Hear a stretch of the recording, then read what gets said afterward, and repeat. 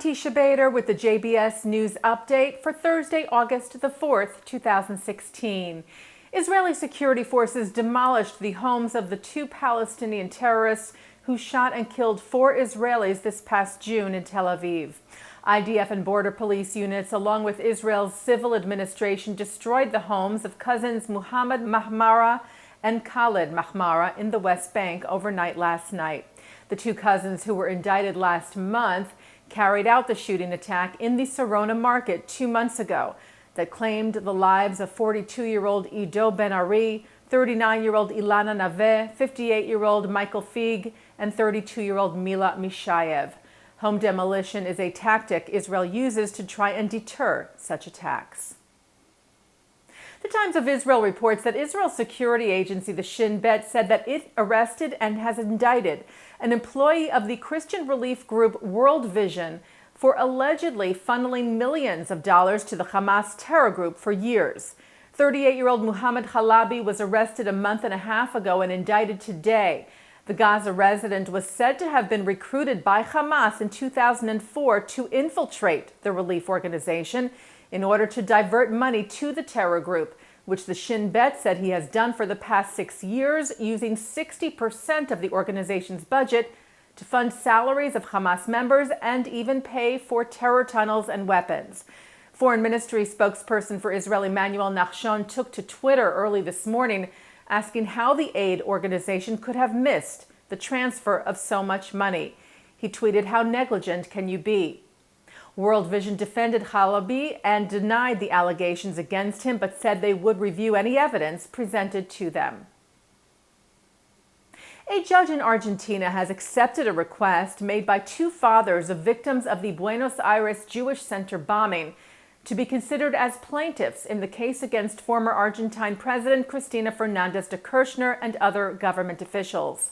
Federal Judge Claudio Bonadio admitted the 2 in the case that could reopen the investigation of the late Jewish prosecutor Alberto Nisman, who is probing Kirchner's part in the cover-up of Iran's role in the '94 bombing that left 85 people dead. Nisman was about to present his findings in the cover-up when he was found dead in his apartment in January of last year. Holocaust survivor and philanthropist Joseph Wilf has died. Wilf was born in Poland in 1925 and was deported during the war to a Siberian labor camp. After moving to the United States, he and his brother Harry founded the Wilf Family Foundation in 1964, and since then have contributed more than $200 million to various Jewish causes.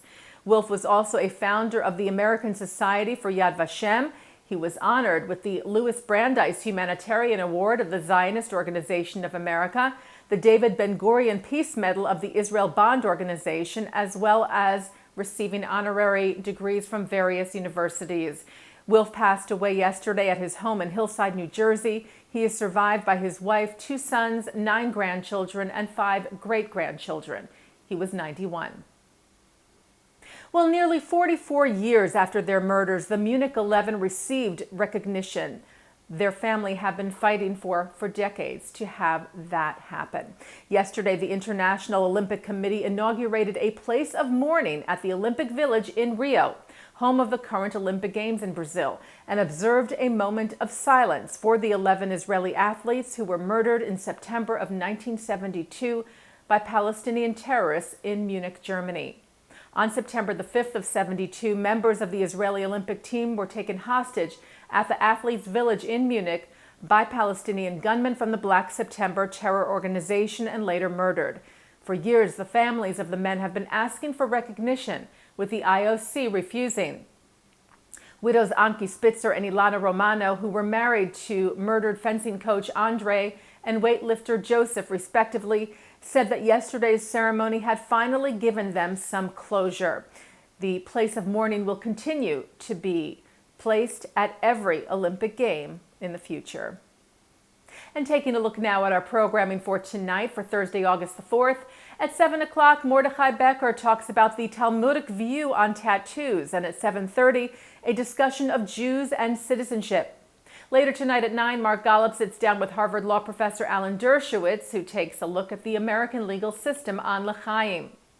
And coming up right after this newscast tonight at 6:30, Mark speaks with former Israeli ambassador to Canada, Alan Baker, who explains his criticism of the U.S. State Department's claiming that settlements are the obstacle to peace, and explains why Israeli occupation is an inappropriate term. That's on tonight's In the News. And that's the JBS News Update for Thursday, August the 4th, 2016. I'm Teisha Bader.